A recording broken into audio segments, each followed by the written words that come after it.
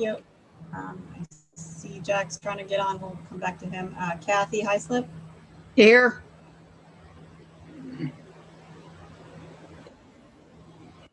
Bob Kelly. Here.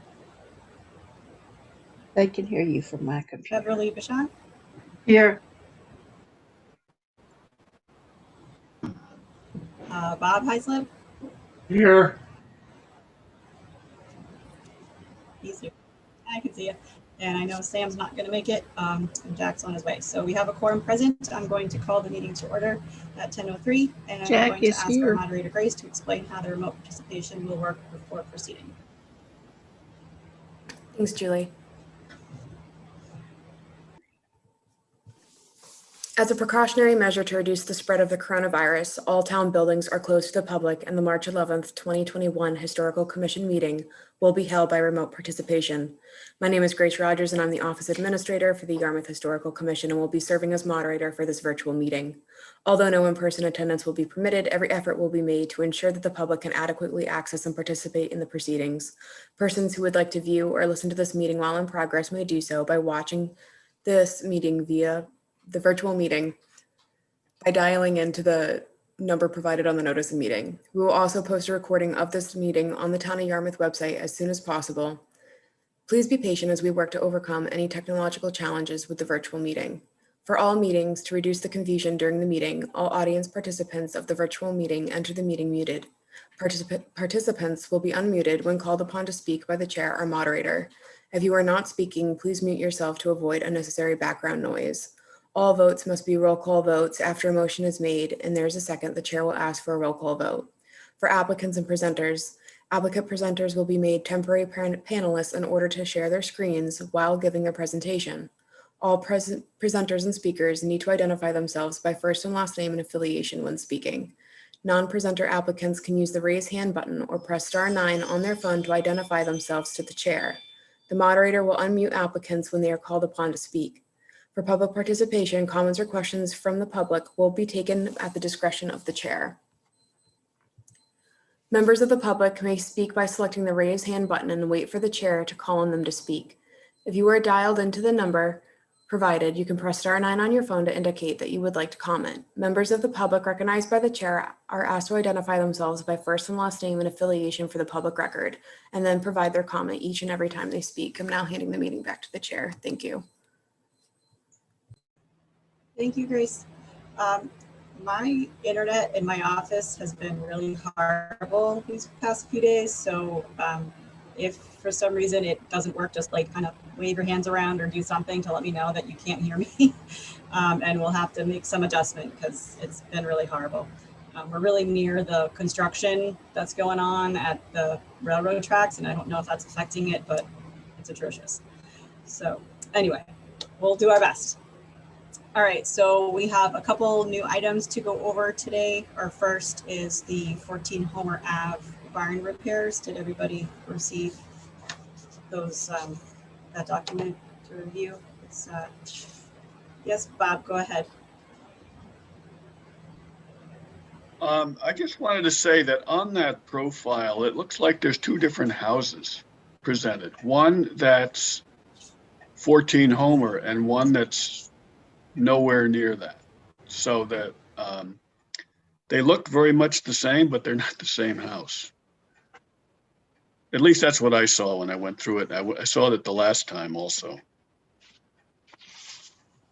I've promoted Jeff Granville.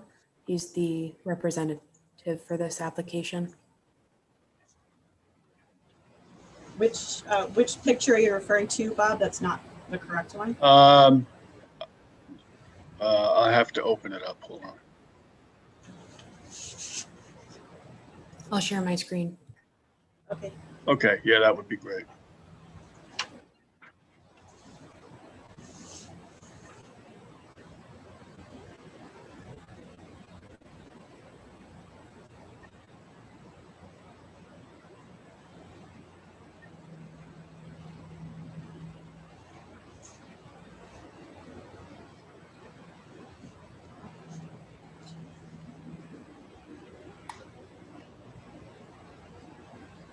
All right, Bob, which photo were you? Okay, so that's not the top of the, yeah, just scroll down, open up this one here, that one. That's the house.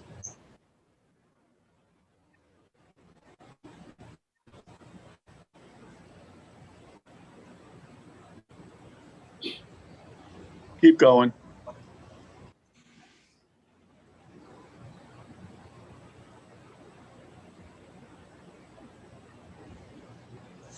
That house right there. So keep going.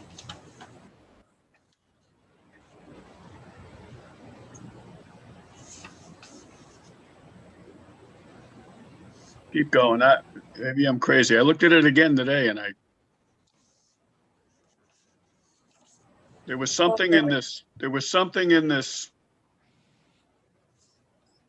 file that didn't look right to me. All right, forget it. It was just. I'm actually going to open it up and take a look at it. It was in regards to the foundation and not the addition. No, it was just the house itself looked different to me, and the location, and not the barn. The barn is fine. Okay. Well, we have Jeff here. You're the representative for the house. If you'd like to go and let us know what the plans are. You speaking to me, Julie? Yes. Go right ahead and explain what's going on with this. Well, we've got an old barn. It's a kind of got two carriage doors in the front, and the right side of it, it doesn't have a sill. Basically, the 2x4s just simply go into the sand. And if you go down Pleasant Street and look up the driveway, you'll visually notice that the right side is nearly 6 inches lower than the left side. It was looking at it from Pleasant Street. So basically, it's about it's like a little over 5 inches in I think it's about a 21 or 22 foot span. So it's what we're proposing to do is to take the structure, put posts on it. I guess the terminology they use is called cribbing it, to hold it, put a slab down and put it back down. Anyone going by this house in the future wouldn't notice that we did anything. My concern is it could, eventually, yeah. If you look at that picture that someone just moved, you can see that it's tilting to the right.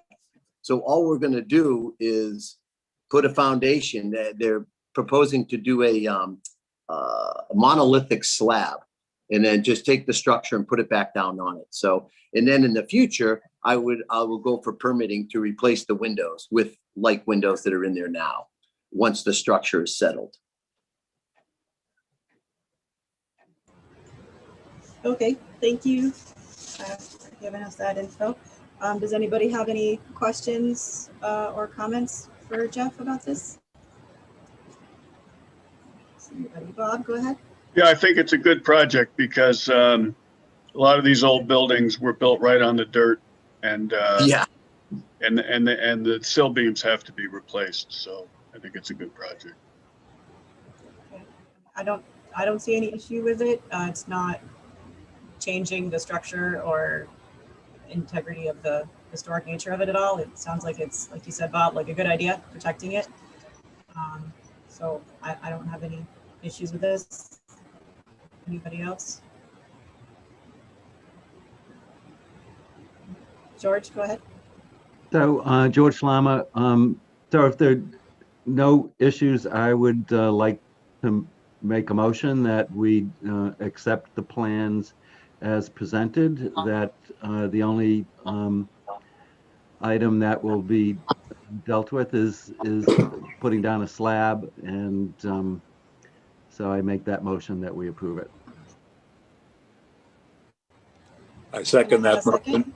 Yep, I second it. I applaud the owners for taking this kind of preventive work. It's a really good thing, and I thank them. Thank you, Jack. It's a neat home. If you're going down the corner of Homer and Pleasant, take a peek. It's a neat looking property. It is. I drove by it yesterday. My wife happened to be with me, and She's the one who noticed the sag to the right. Oh, my naked eye doesn't always pick it up, but in that picture, you can really visibly see it. And Yeah, inside, it's even worse. Yeah, I think it's a great thing to do. Yeah. I urge everybody else who owns historic homes like this to be as proactive in their care of the buildings. And I'm going to refinish the carriage doors that swing Yeah. left to right. Right They now, look they good. don't move because they're tilted, but Yeah. Okay, thank you. you got it, guys. Thank you, folks. Jack, I'm just going to roll call for approval of the vote. So George made the motion, Jack seconded. Melanie?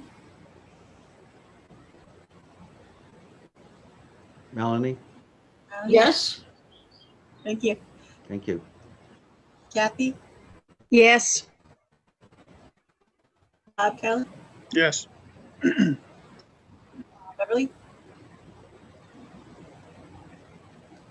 Okay, she's got her hand up. And Bob Hyslop. There we go. There he is. Yes. Okay, all in favor, that motion passed. Jeff, thanks for being here to go over that with us today. And you're all set. Grace, you will just forward him a letter that we're good? All right. You're all set. Thanks, guys. Enjoy the rest of the day, and I'll see you this summer. Thank Thanks, you. Jeff. Ah. Bet. Stay cool. Right. Yeah. Okay, that was easy. All right, next thing we have is 16, the proposed addition to the home. I didn't really have a chance to go through this, but anybody? Go ahead, Bob. Yeah, will we get a chance to Bob, talk go ahead. about this as a commission before we talk to the owners or the architect?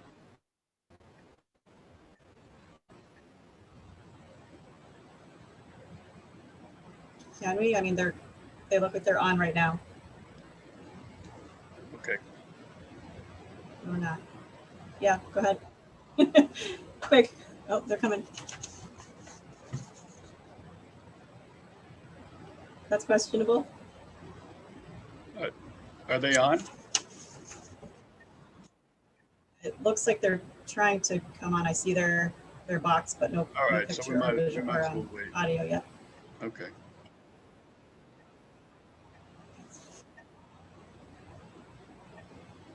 Can you hear me? Oh, yep, we can hear you. Is that Ben? Yes. Hi, Ben. This is Julie. I'm the chairman. Hello. We're just about to review your information, so thanks for joining us today.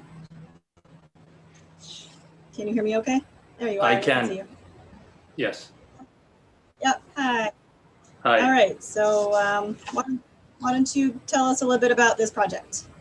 So my wife and I bought this house in June, and we moved from Dennisport. We were looking for an old house for some time now. And a week after getting our offer accepted, we found out that our family was going to grow. So as we now wait for our first child to come, we kind of realized the house wasn't set up. The old houses are small rooms. The bedrooms upstairs are very small, and the master bedroom's downstairs. So with our child coming, we wanted to be on the same floor with her. So we were looking to put the second floor master bedroom in and create a large open living room on the first floor. We have done work on the house already. We did some siding, replaced windows, did some of the roof, and renovated the kitchen. And now we are looking at adding space for our growing family. Right, well, congratulations. That's exciting. Do we have any comments on this? I'm just kind of reviewing it. Bob, go ahead, please. Yeah, I was looking at this morning. How are you, Ben? I'm just going to give you some comments if this were my house, because I live in a half cape on Pleasant Street, okay, 1839. I see that you've kept the architecture of the windows, but in my opinion, they wouldn't have built an L like this. It would have been maybe a 1 or a 2 window, and those windows would have been equidistant, just like the front of the original house is. And then if you needed more room, they would have built it in back instead of across the front. So it's just my opinion on the older style looking homes, especially a half cape.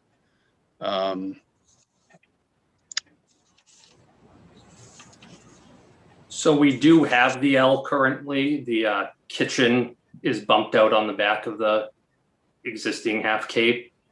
And Right. So there's not room to go back with the kitchen being there. And Right. with the windows, I did try on the front to keep the windows separated, if that's what you mean. The drawing, yeah, the drawing has them further apart. It just looks a little odd, if you know what I mean. So, and it wouldn't have been uncommon back then to have a 3-panel, what they call a 3-panel L coming out to the side, more of a 1 or a 2 panel, meaning 2 windows, and then go back from there. But that's just me. I just, I think it's more of the period of time and the architecture of the half cape. It takes away from the architecture of the half cape, I think, but that's just me. So are you suggesting removing one of the windows and just having 2, or not having it? I'm suggesting if it were my house, I would have 2 windows equidistant, just like the front, just like the original part of the house. And then I would go back from there. I would go to the back from there. Okay. I mean, that's just,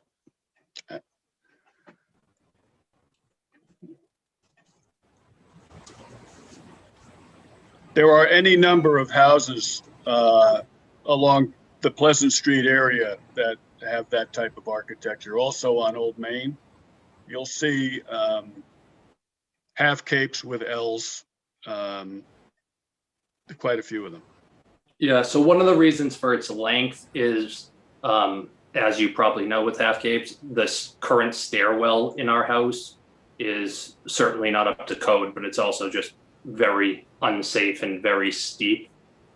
So the new addition is going to incorporate a new staircase, which will be taking up 4 feet of the width of it. I see, yeah. Understand.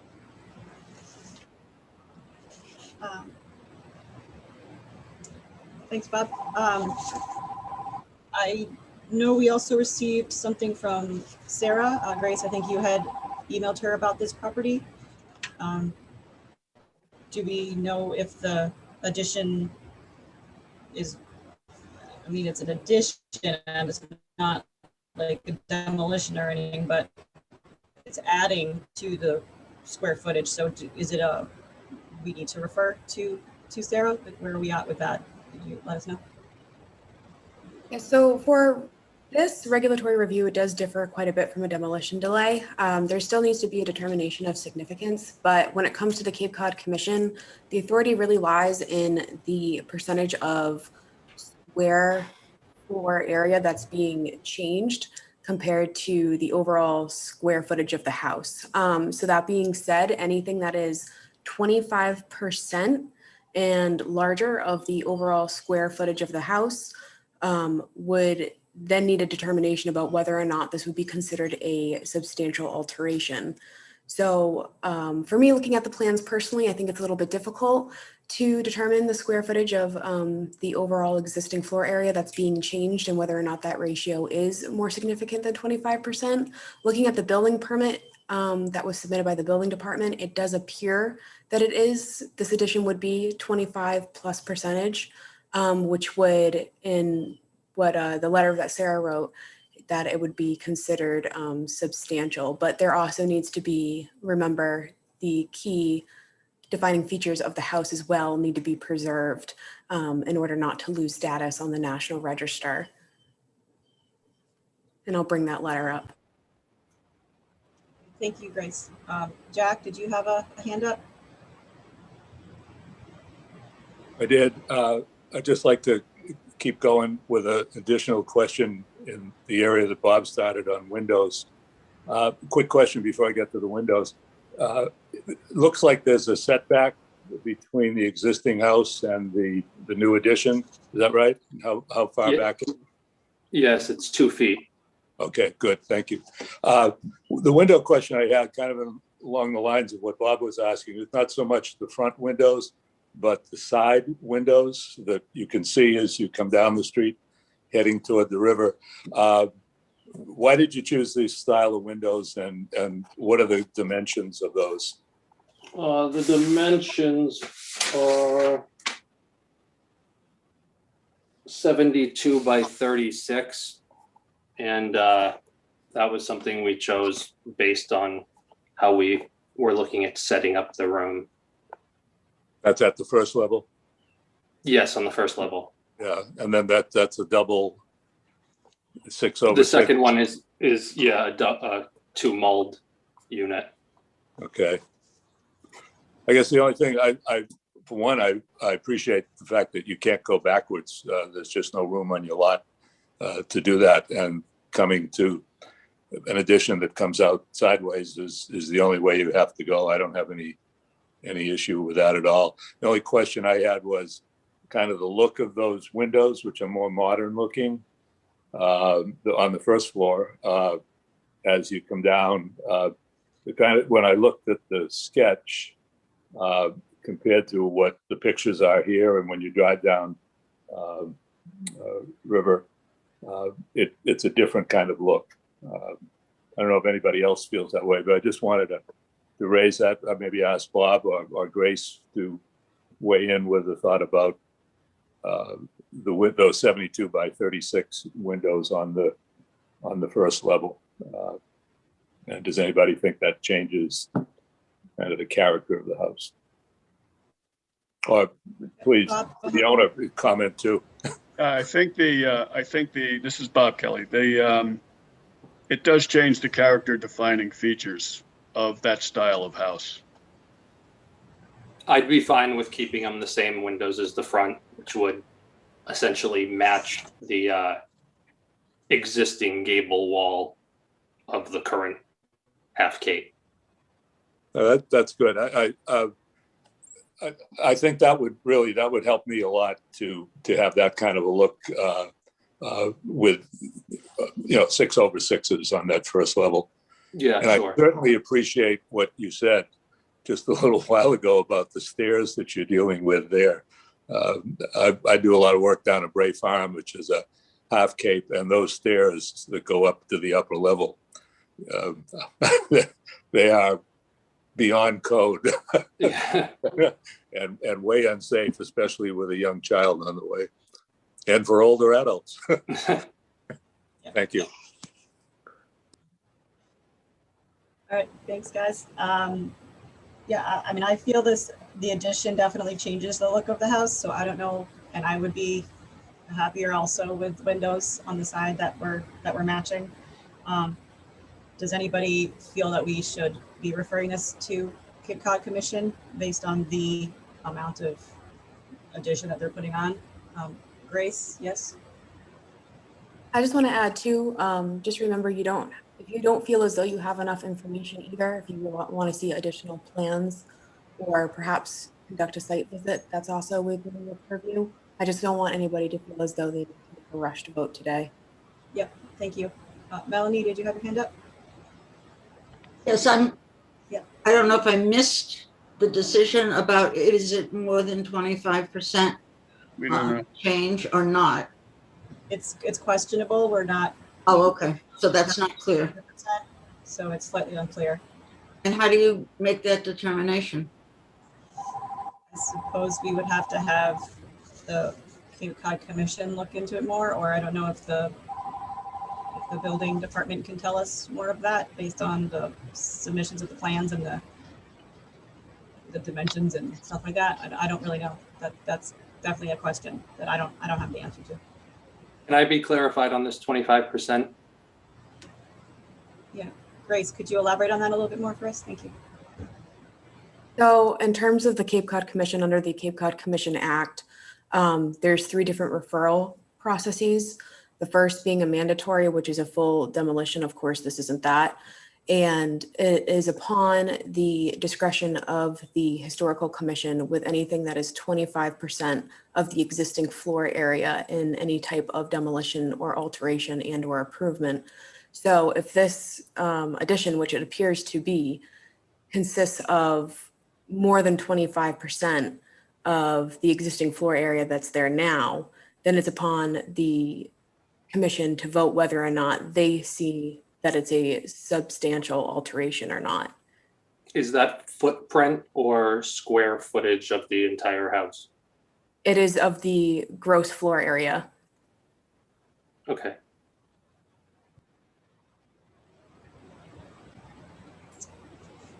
Okay, does anybody have anything they think we should do to move forward with this one? I feel like I'm a little confused, as if there's a little bit kind of too many things going on. I'm not really sensing Julie? a clear path. Yep, Jack, go ahead.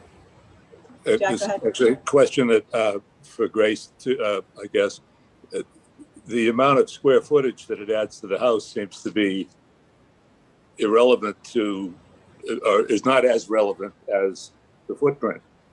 I don't think. I don't know. Maybe I'm wrong, but when you drive through that neighborhood, they're loaded with homes that have added to the original over the years.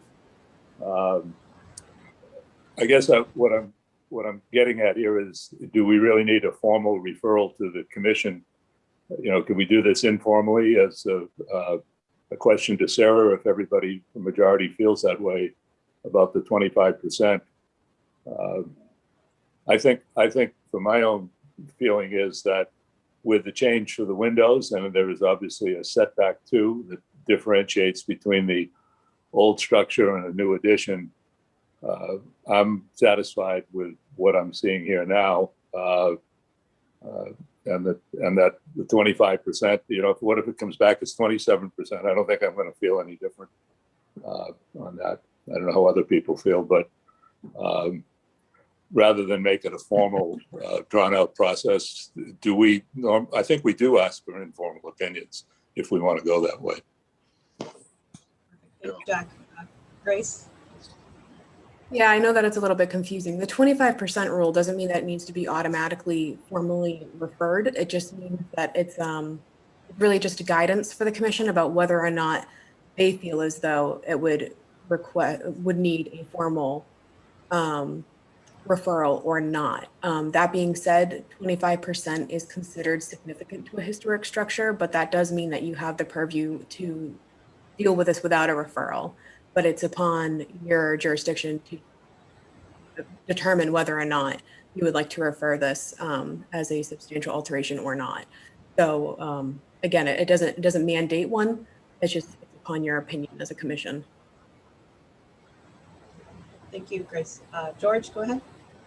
So to Melanie's point, I would suggest that one of the things we want to do is refine and get the information on what the actual existing square footage is. I don't think do we have that? Yeah, that's on the number. That should be on the profile that they sent, the little yellow part. It is more than 25%. I don't have the exact number here. I believe it's currently 1,600 square feet.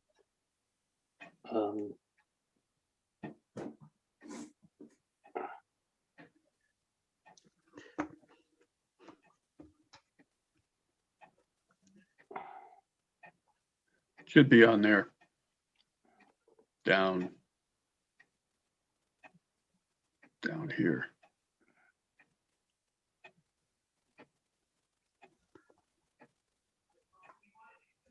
Smith down here, down at the bottom of that one. Bottom left. All right, it's got the first floor, and then it's got the expansion. So the square footage is right down here by the picture. 1690. Yep.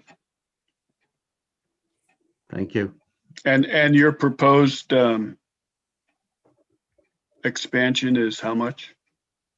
It's 26 by 28. 2 floor, 26 by 20.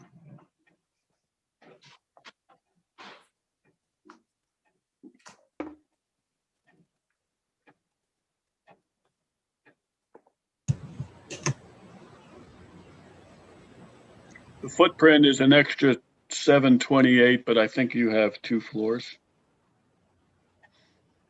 Yes, partial second floor. So it's almost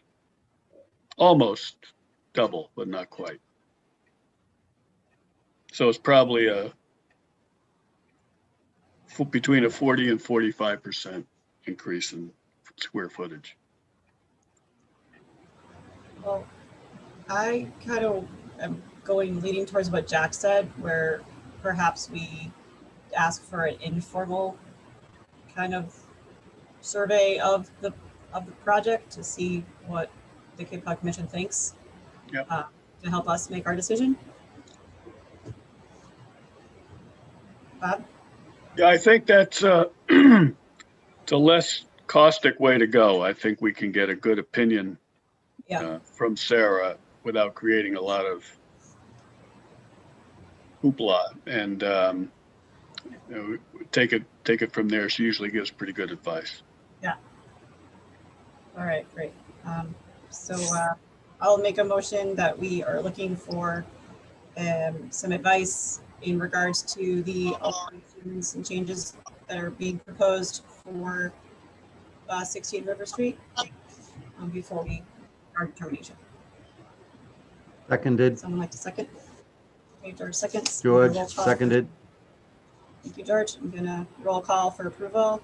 Melanie, Yes, Jack, Duggan, Yeah, I hope we can expedite the informal opinion back, but yes. okay, thank you. Kathy, Yes. Bob Kelly, Yes. Beverly, Yes. and Bob Heislip. Yes. All right, motion approved. We will get a Karen, yes? Oh, yeah, I want to let Mr. Deeschek, I don't know how to say your last name, I'm sorry, I don't want to call you Ben. Just let you know, we'll call over to the commission, lickety split, and get in touch with Sarah Korjiff, who's their historic preservation specialist. And she's very nice to work with. I just want to let you know that. And we'll put her in touch with you if it's okay to share your information as well. Sure. Okay, great. Great. So our motion approved. Like Karen said, we'll get right on it. And yes, Sarah is awesome to work with. And that's why we are reaching out to her, because she does have a wealth of knowledge that can help us better make our decision. So hopefully this Julie, won't hold Jack up the has a process too question. long. And Jack? oh, sorry, Jack, go ahead. He's frozen. I guess what for Ben, everybody calls me Dugan and Duggan and all kinds of other things. So I'll just call you Ben. I won't attempt to mangle your name like people mangle mine. Karen's being very polite, as she always is. For Ben's planning purposes and what we've just undertaken, does he have to come back to us, or can we make a motion now that is contingent on the window change and Sarah's opinion that everything is fine? I don't know that Karen or Grace can answer that, but I'm trying to think it through how it would work sequentially, because you I think Sarah's suggestions, and Grace can chime in, would be, recommendations to Ben regarding how he might proceed. What he's proposing is in keeping with, the historic district, and that wouldn't substantially alter it. I think I'm trying to think of two things at once, but as long as you guys were in agreement with what Sarah proposes, and Ben agrees as well, because if Ben doesn't agree, Okay. that's when it would come back to you guys, I think. Ben, if any of this doesn't make sense, I'm walk following. through. Okay, great. But I think that I think that your motion, if you condition it on Ben agreeing with what Sarah proposes, unless you want to review it again. I don't know how to, I think we don't have a crystal ball. So, but can I ask one question of the commission? I'm sorry, George. I think that Jack's comments about the window, is it okay to convey to Sarah that you were generally supportive of that concept in terms of being an effective way of not making this a substantial alteration?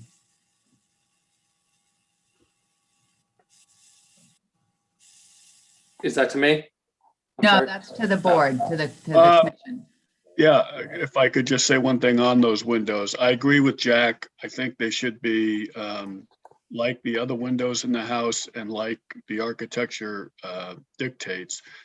And it actually, take a look at the upper window, because the architecture for that period of time did not have double windows. There would be a space in between those windows. You could look at any house. Yeah, I can put a sill pocket in between and have two singles. Because those would be more in line with the character defining features of that house. Yeah. So I can match the existing gable closer with the style of windows than what I have drawn on the proposed. Right.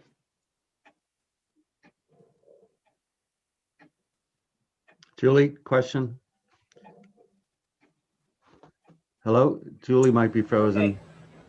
Hello, Julie? Yep, go ahead. My internet's frozen, so George, if maybe you could. That's just take okay.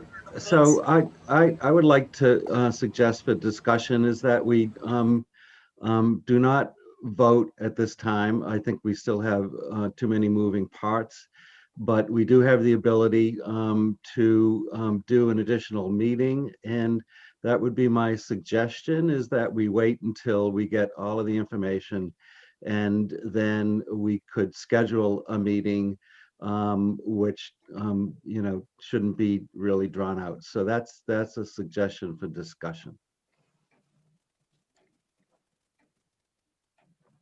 George, I agree with you. I think we should wait to make any further motions at this time as well. If anyone is raising their hand at this moment, I cannot see you. My screen is frozen. So George, if anybody else has any comments, can you please call on them for me? I'm okay with Jack Duggan here. I'm okay with George's suggestion.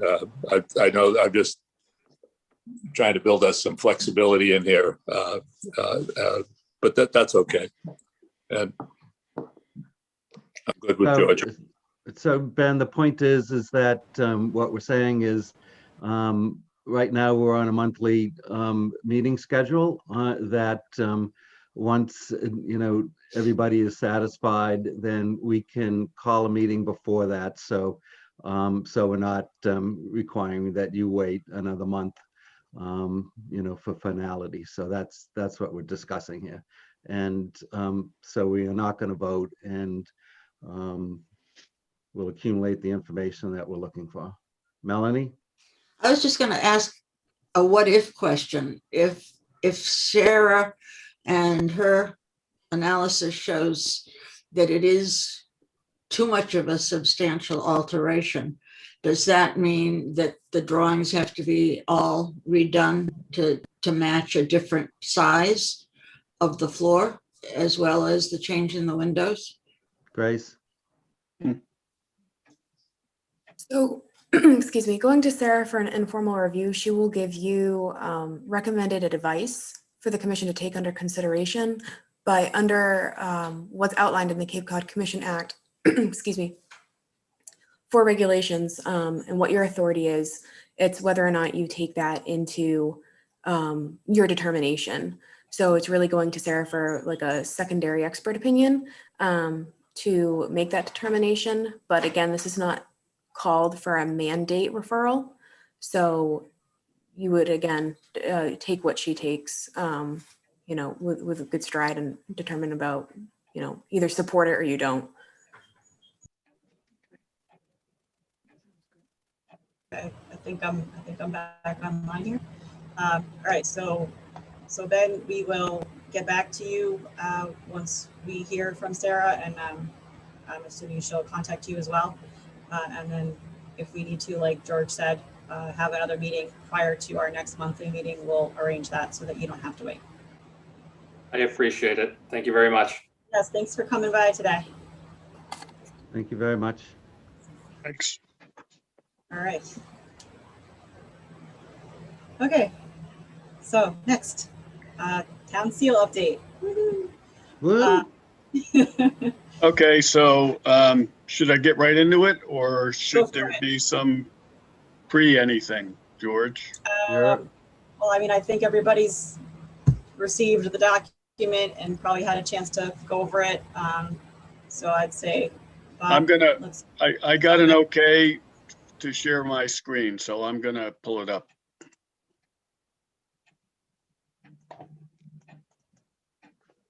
Okay, and I'm gonna walk through this pretty quickly. So if you've all had a chance to review it, that's fine.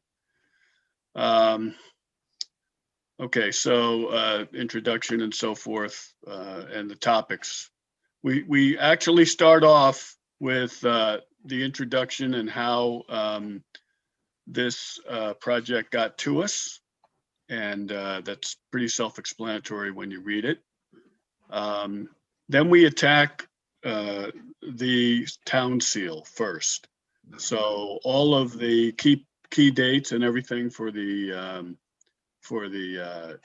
town of Yarmouth direction to create the seal are in these first two slides. Also, what's in these two slides is the direction of Governor Baker to put forward to change the state seal. So in our proposal, we use this and we try to set up that that the state changing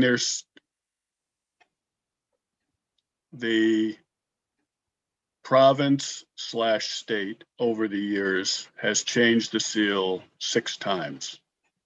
And we use that as a precedent for the ability to have Yarmouth change theirs.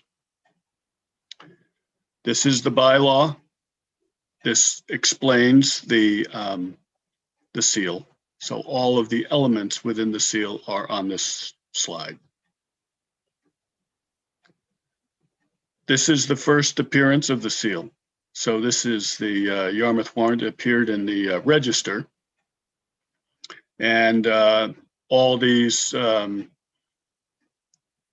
images within the seal are depicted there. The only thing that doesn't appear just on the original seal is there's no arrow. The Native American is not holding an arrow.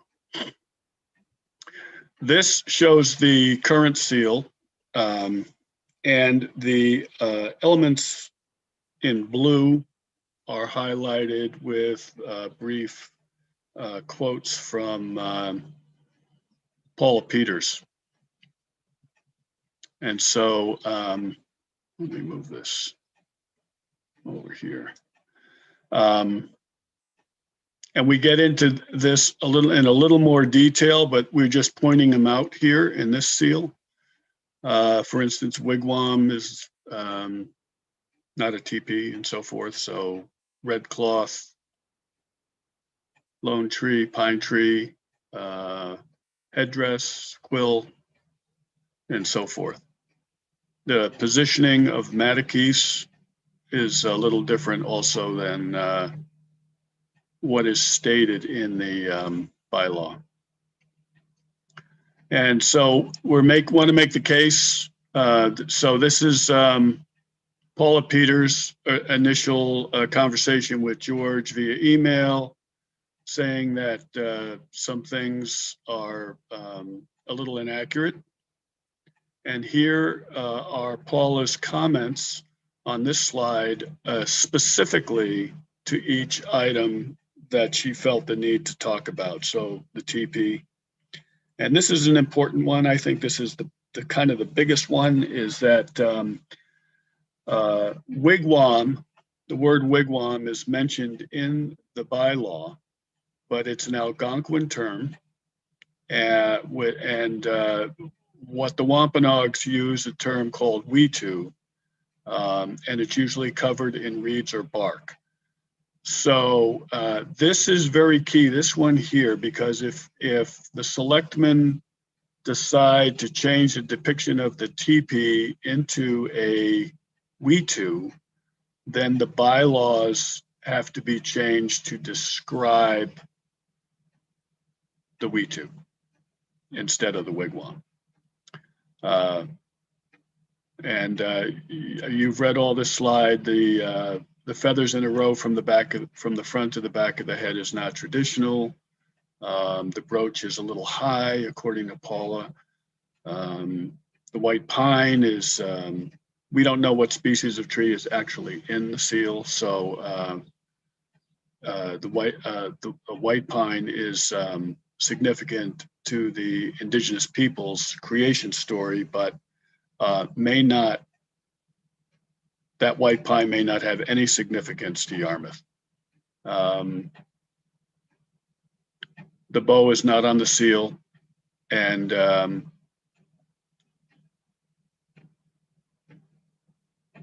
the question of matakees, there's no question of matakees. It's just in our ability to either find people who objection to some of the images, or just trying to define the reasons why or what the characters in the seal originally represented. That's what this bullet is. And I'm not going to go into this, but this was Devin Wixon, who was a Mashpee Wampanoag, was his definition of what matakees means.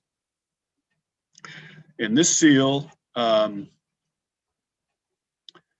it shows the difference between the colored, non-colored seal, and this seal, which would originally have been produced, there were a few changes. There were some few changes to what was actually listed in the bylaw specifically. We still don't know who designed and who engraved the new seal in 1894. These next two slides, I'm going to come right down to here. These are the 6 seals that the Plymouth colony, the province of Plymouth, and the state of Massachusetts employed over the course between 1629 and 1885, due to change again with Governor Baker's mandate or ruling. You can see that there's quite a difference in these. And the very first seal depicted a Native American holding a bow and an arrow downward. There are pine trees here. This one was changed for about a 3-year period of time. and it's the King seal. And then it went back to this for another 3 years before 1692. In 1692, it changed again. We have we have more of the King seal, and depiction of the current king have been also depicted, and a Native American and a Englishman are kneeling to the king.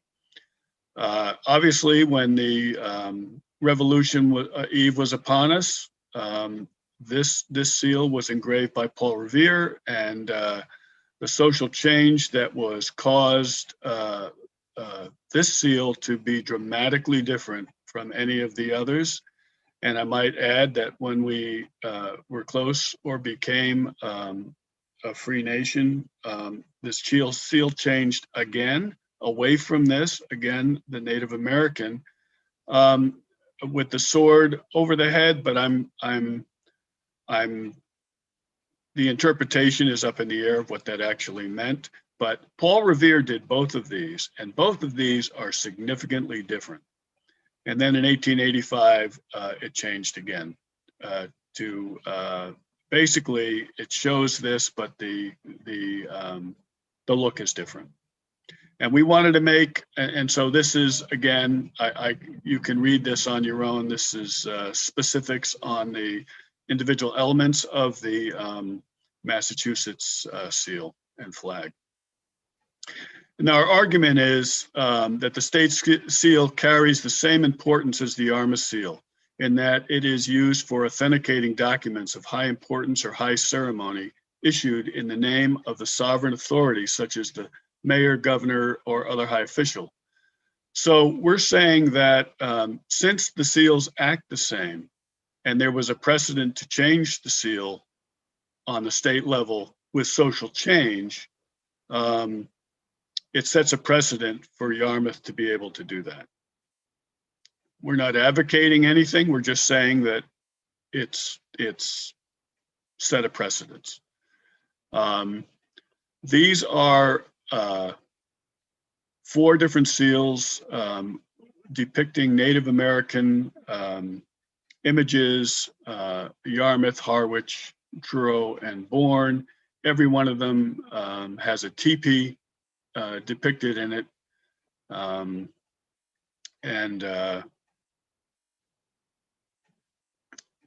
Paula Peters basically said that the depiction of the Truro seal, which I don't even think is on here, is inaccurate. That anyway, 4 teepees, 4 different towns. So then we looked at the different towns that had depicted Native Americans. Mashpee's seal basically took the almost exactly the state seal, and they are now in the process of changing their seal. Harwich, this is the Harwich seal. It's one of the only seals that actually separates and gives 2 distinct vignettes of English life and Native American life. There's a teepee structure again.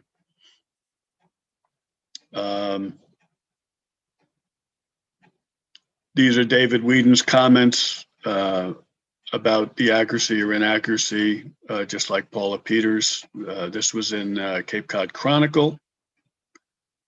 This is more on the Cape Cod Chronicle. There's more on the Cape Cod Chronicle. So what this says is there's strong feelings on the part of the Wampanoag Nation to depict a more accurate view of what the Wampanoag Nation would have looked like back then. Bob, Yes. if I can, it's interesting. So where it in the editorial, it mentions that the Harwich folks their intent, Bobby, to go back to that, the intent was to honor, one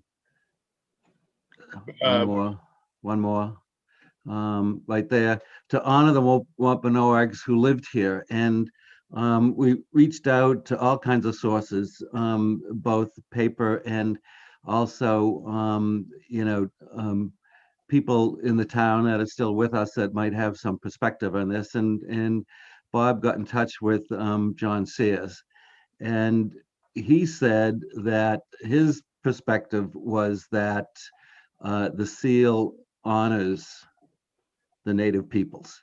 So this is consistent with what the Chronicle is saying. So we have John Sears, long time resident, obviously. The family's been here a long time, and selectman for a number of years. So he has made a corroborating statement. So we think that's going to be powerful when we do the presentation to the selectmen. Yeah, we'll have to get John Sears' permission to use that. I got Devin Wixon's, but I wasn't able to get a hold of John on it. Good point. All right. So again, this just points out a little more about the seals that depict Native American vignettes.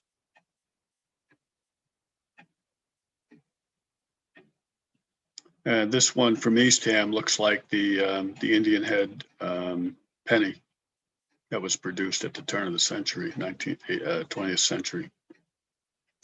Okay, so the summary. Our goals in the exercise of looking into the suitability and accuracy of our town seal is to present the facts and point out the cultural inaccuracies based on the input from local tribe member Paula Peters. I might point out that we could tweak this summary a little bit because there were members of the public that complained as well. So not just Paula Peters. We discovered through our research that the description of the seal as stated in the bylaw does not match the seal. The structure is listed in the bylaw as a wigwam, yet a teepee is represented. The description states the Native American to be holding a bow and arrow, yet there's no arrow in the depiction. The state seal carries the same importance as the Yarmouth seal as stated before. These are examples of existing state Yarmouth seals, and they're all different. You can't really see that well, but there are two sails in this one. There's one sail in that one. The teepee has no decoration on it here. It has so here, it's round here, it's linear here. This one has the colorization happened sometime in the mid to late 1970s. We haven't been able to exactly pin it down. But since that time, you have different groups depicting different colors and using the colors basically to do whatever suited them. So anyhow, it's just showing you that even with very specific depictions in the bylaw, the seal is not the same and has by default been changed. The description of the seal in 1894 carried through with only small changes in the creation of the first seal from 1895, but there were changes. Differences: no arrow was visible, placement of the word Matakese and the phrase incorporated 1639 were not in the spot indicated in the bylaw. If the seal is updated, the description of the seal in the bylaw would also have to be amended. So if we, for instance, if everything, let's say there was interest in having this seal changed, and it did, and a wigwam and a wetu was then put on the seal versus the teepee, we would have to change then by default the wording in the bylaw, which is a whole different process from wigwam to wetu. In the midst of the concern over recent social issues, and this is the argument we're making and urging the Wampanoag tribe and the public, the state of Massachusetts is poised to change their seal yet another time to meet those social concerns. Please consider this argument of the state setting the precedent applicable to the Yarmouth seal. These last slides are an attempt, and I'll tell you, there was a historical frenzy in looking and finding information over the last 2 or 3 weeks. There's no complaints about what these next slides are, but basically it's just trying to find the origin and why they depicted that on the seal. And this tree could be depicted as the Lone Tree.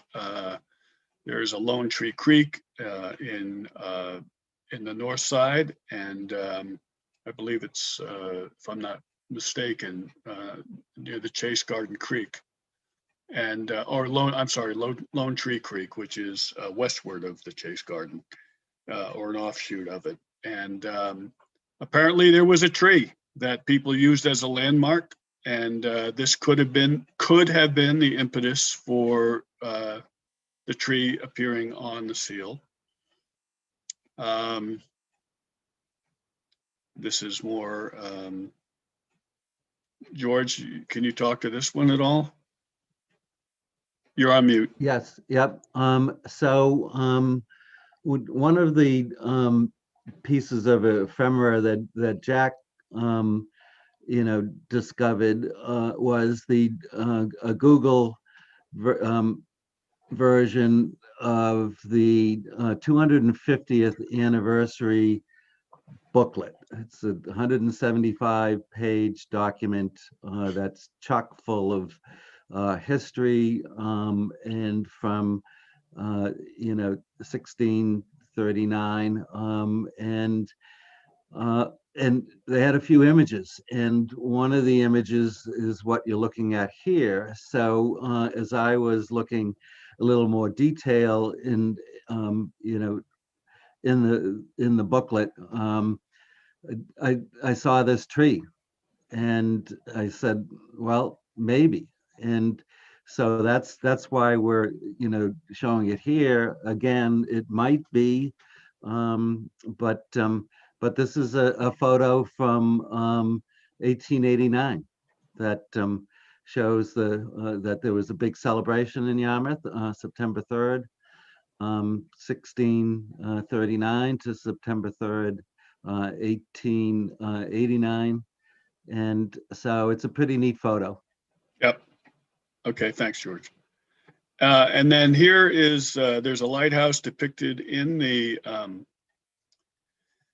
on the seal.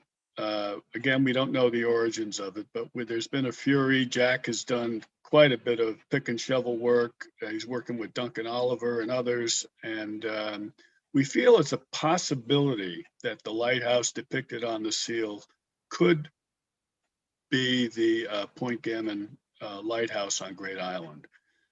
We don't know this for sure. So that's why these slides are there. Here's a colored slide, more recent, and here's a much older depiction of that. This is the long version, and it doesn't include a lot of the commentary that should go along with it. So I'm thinking that we would continue to build this longer version, but for the selectmen presentation, we would have maybe a dozen slides or so, really hone this down, and George would have the talking points, because we'll probably only have 20 minutes or so, 25 minutes to present our case. And if we had to go through this whole thing, it would take over an hour. So with that, I'll turn it back over to George. Thanks, Bob. Nice job. You need this up, or can I take it down? I think you can take down, Bob. Okay. So one of the things we talked about was that we knew we were going to have a lot of information, and not too dissimilar when Bob and I worked on the Indian Memorial signage,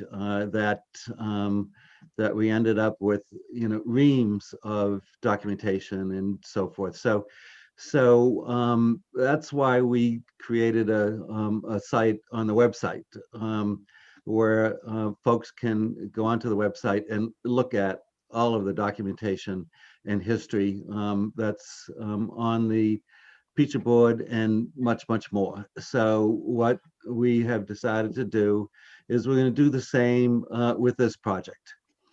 And so the long version, which will be longer because we want to add more information, will be up on the website. And I spoke with Bruce Barrow this week, and Bruce was instrumental 2 years ago for getting all of this information up onto the website. And he's all in on this project too. So what we did with the Indian Memorial was that we created a shadow website, which is under development. So we're going to do the same here. And I've already sent him this long version to put up. And so we will all have the ability. It's not open to the public, and you cannot change it, but what you can do is go through that, and if you want to add anything, a slide or more information, then please do. All in, everybody in the pool. Now's the time to really add to the history that we have here. So it's exciting stuff, and this will be important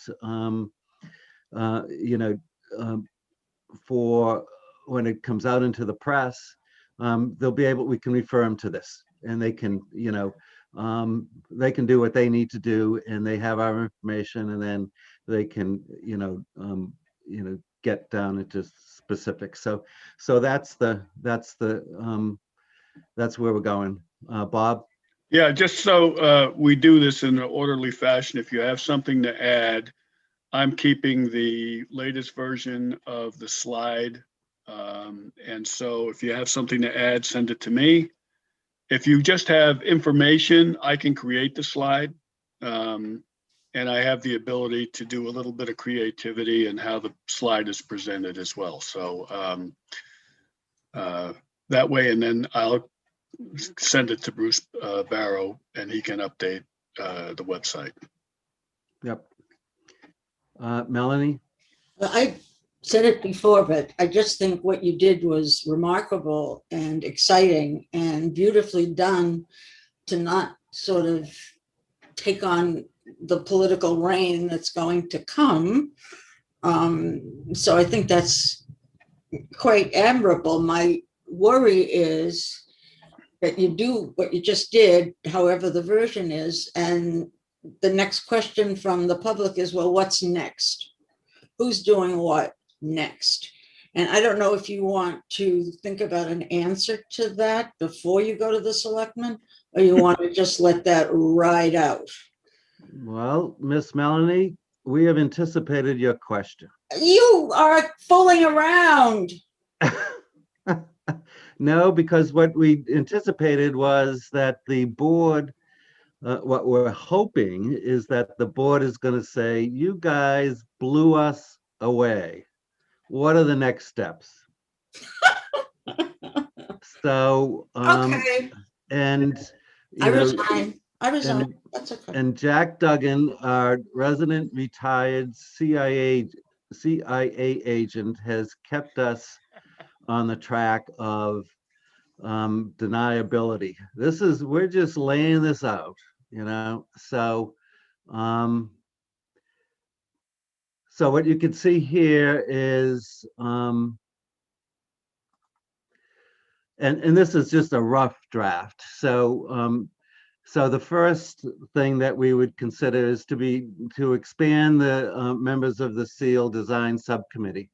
Now, as Bob mentioned, Mashpee is first out of the chute, and so their SEAL Design Subcommittee is already into several meetings, and so in their model, which is interesting, is they've included the school superintendent, library director, town planner, onto the board, the committee.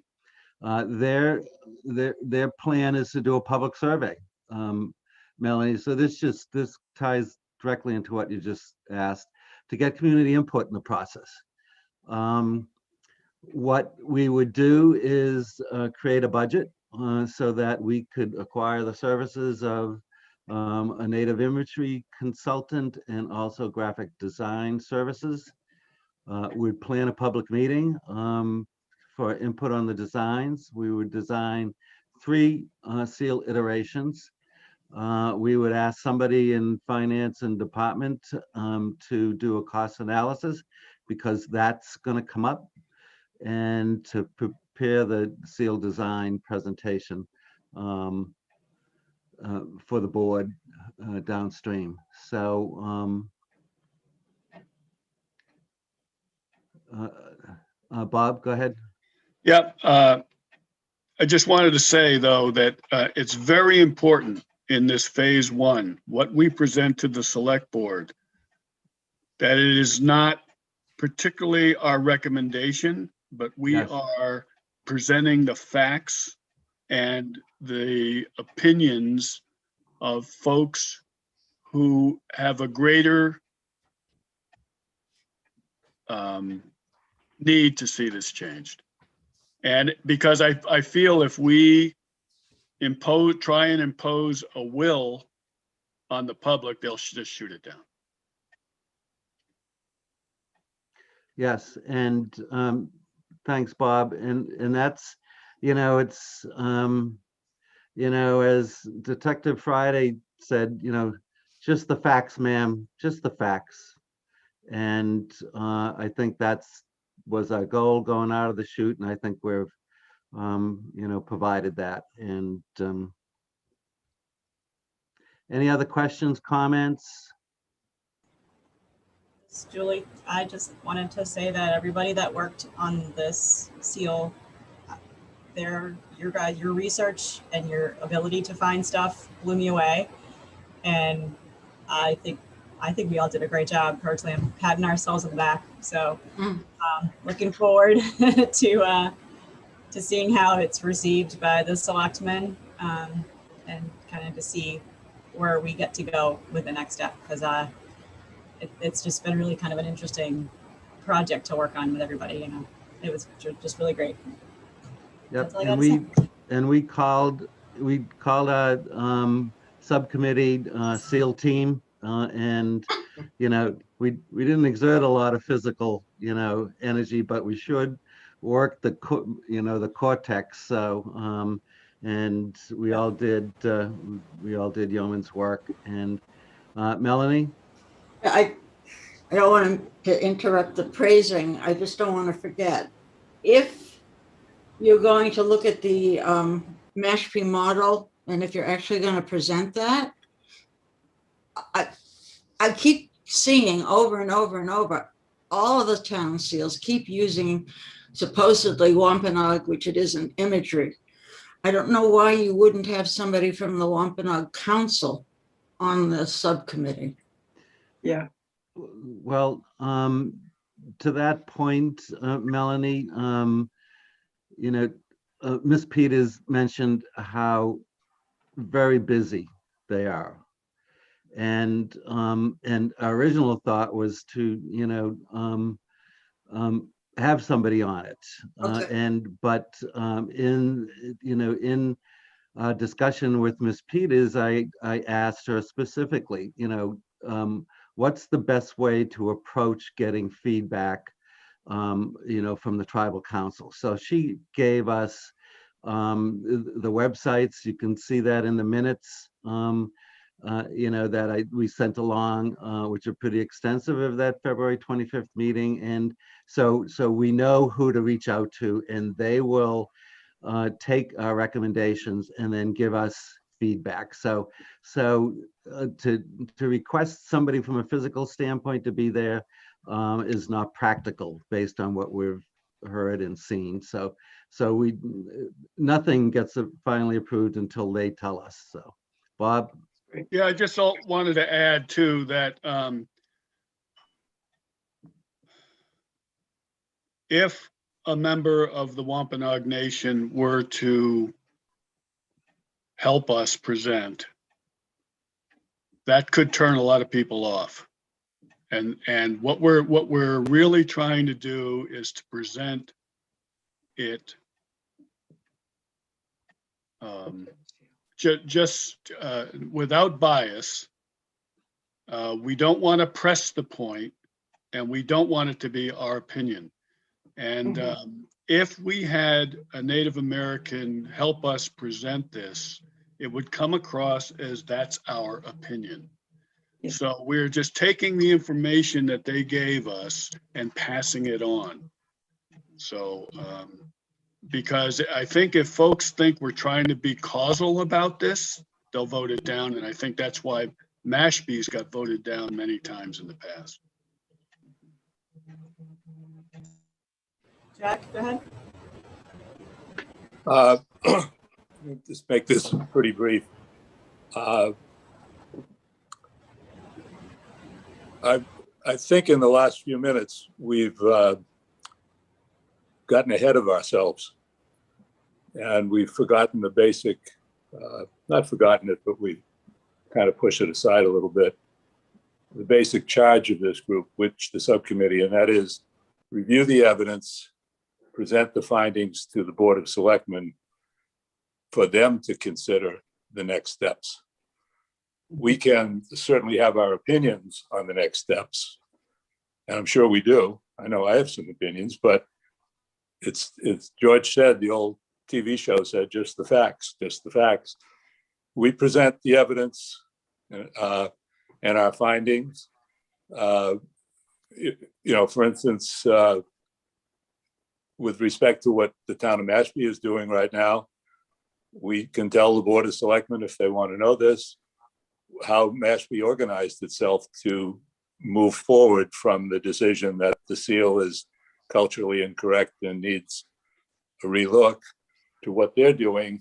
But it's not our decision as either a subcommittee, in my opinion, as a subcommittee or as a full commission, to say what the next steps are. Like I said, we all have opinions on this, but I thought what we were asked to do was review the evidence, present the findings, see what the Board of Selectmen want to do next. I kind of look at this as it's above our pay grade. If we're asked to participate to continue what we're doing as a subcommittee, that's fine. Or if the Board of Selectmen says, much like the Mashpee group did, let's create a new group. And one thing to remember about the Mashpee Next Steps is they put those next steps under the chairmanship of a member of the Board of Selectmen. And that gives kind of a lot more authority to request things like budgets and whatnot. But I just wanted to say that for the record as a reminder to us where we are and not to get ahead of ourselves. So that's it. Thank you, Jack. Beverly, did you have a comment? I saw your hand up a minute ago. I really commend your approach. It's been great, and it's wonderful to read, and it's very makes my heart pound so happily that we have approached this and looked at all of the different aspects of it. And your research has been wonderful, and thank you so very much. Thank you, Beverly. Thanks, Beverly. Thank you, Beverly. Bob? Bob, go ahead. Yeah, I just wanted to say that my comments, Jack, were along the same lines of what you just said. Melanie did ask the question. George did give an answer proposed, but our first charge is definitely to present to the select board. And then if they want us involved anymore in the process, they'll let us know. And just one more point, and then we can move to the minutes and, close the meeting, is that the Mashpee Seal Committee is meeting today at 5 o'clock. And I plan on attending as an observer. So it's a timely meeting. So I'll report back. Back to you, Julie. Thank you, George. Thank you. In the, we don't have that much time here. We're already over. So if anybody has anything they need to discuss that's critical to today's meeting about our historic properties, give a hand. But if not, we should probably skip those till next time. My screen just froze, so if someone needs to say something, first let me know. Yes. Otherwise, we should just. So, Julie, I think the final business is getting, and this would just be for the subcommittee, approval of the minutes that were sent out to the Okay. subcommittee. Okay, I'm okay with that. Has everybody on the subcommittee had a chance to review the minutes? And is there any adjustments or changes that anybody wanted to make? Jack? I have Jack Duggan here. For the last set of minute notes on the 25th, help me with my memory here, but I think maybe we should add, I thought we discussed this then, sort of a footnote that says, at one point there near the end, we say that our research is substantially completed.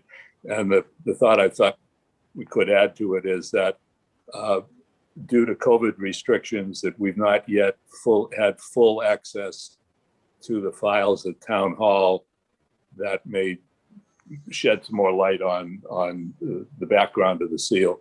I think we talked about that on the 25th, but any of you folks remember that?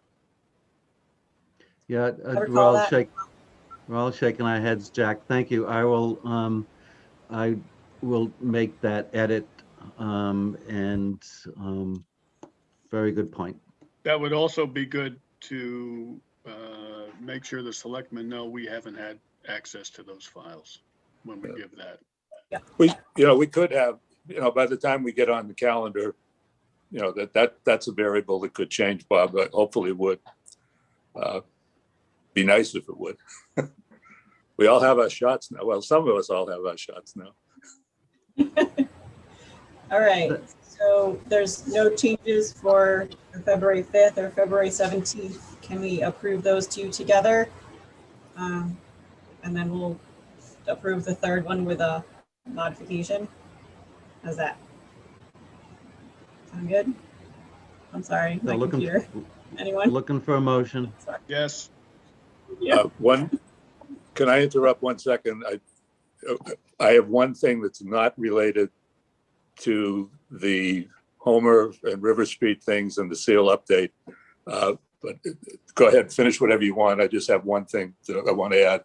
Oh, I got one thing. Okay, let's just approve the minutes and then Jack, you can go ahead. So looking for a motion to approve the subcommittee minutes for February 5th and February 17th. I so move. Second. Okay. All right. I approve them. George? Aye. Yes. Aye. Okay. Yes. So those two are approved. And then if I could have a motion to approve the February 25th minutes with a modification that George will make. I so move that too. Second. Okay. I approve. George? Aye. Aye. Okay. Those are approved. And Jack, please go ahead. Under whatever we have, old business, whatever, under the archaeology heading, I put together a draft of a proposed RFQ/RFP to use for the townwide archaeological reconnaissance survey, and I sent that to Karen earlier this week. And I hope the next steps will be that Karen can review that and that we can get it out as quickly as possible. I know Karen sent me a note just before the meeting. Karen, Karen's still there? No. No. Okay. Well, I will get back to her. She looking to meet with me late next week, that'll be fine. My only concern, and then I'll shut up about this, is that the very best, the ideal time to do a reconnaissance survey is when there are no leaves on the trees or underbrush, and that when they do a walk over and drive around, they can see more. So I'm kind of hoping that this RFP process will move rapidly, and that we can get it out and get people to bid, and then we can select somebody so that they can take advantage of line of sight, if you will, and it's in the first phase of the project. But that's where we stand now, and I'll work with Karen on this. Over. Thanks, Jack. Bob? I have one question for the group. The Historical Society of Old Yarmouth has a Native American website. When we did the Indian Memorial, and George had Bruce Barrow create the website on the town website for the Indian Memorial, I wrote an article and 2 transcriptions and some maps and had them put on the site. I have done the same with those documents on the HSOY site. I would like permission to show the sign that's at the Indian Memorial on the HSOY site as part of the Native American history. It was developed through the town, so I'm asking permission. Discussion, anybody not, well, any discussion on that? Okay, I would like to make a motion that we approve HSOY placing on their website, images of the Indian Memorial sign developed by the Yarmouth Historical Commission, and so moved. Second. Kathy seconds. Okay. I approve. Jack? Aye. Yes. Melanie? Fine, yes. And Bob? Islop? Yes. All right. That's been approved for you, Bob. That's great. Thank you. Thanks, Bob. Great job. Yeah. All right. Could I have a motion for adjournment? I second. I Okay. move. And Bob Oh. seconded. All right, I'll second. The second came before the move. I thought she made the motion. Okay, That's sorry. okay. Don't let the door hit you, Bob, on the way Yeah, out. I won't. I'll just Thanks, wave. We're all guys. good. Stay safe. Great job. Great meeting. Right. Grace, thank you. Glad you're on the mend. Oh, yes. Yes, be well, Grace. Yep, Thank thank you. everybody. Bye. Enjoy.